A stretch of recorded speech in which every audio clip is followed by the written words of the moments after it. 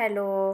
हे बघा आमची सृष्टी ना आज इथे देवपूजेला लागलेली होती, कारण ना तिच्या आजीला थोडासा उशीर झाला. तोपर्यंत ती बोलली की मीच करून घेते आणि तिची अशी काहीतरी इडीवाकडी तयारी चालू झाली होती.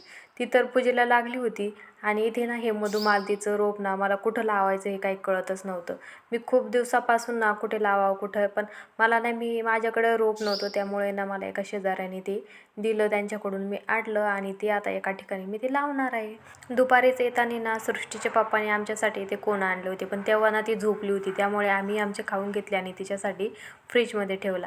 ती उठल्यानंतर ना तिच्यासाठी मी ते दाखवला तिला. तिला खूपच आनंद झाला आणि तिला म्हटलं थोडासा मला दे. ती काय द्यायला तयार नव्हती, पण मी तिला काय एकटीला खाऊ दिलं नाहीत, कारण त्यात मीही तिला खाऊ लागले. मला बनवायचा होता संध्याकाळचा स्वयंपाक आणि ना मला सासूबाईंसाठी ना सेपरेट भाजी बनवायची होती. मग त्याच्यासाठी थोडासा बनवला आणि आमच्यासाठी इकडे बनवला चिकनचा काळा रस्सा.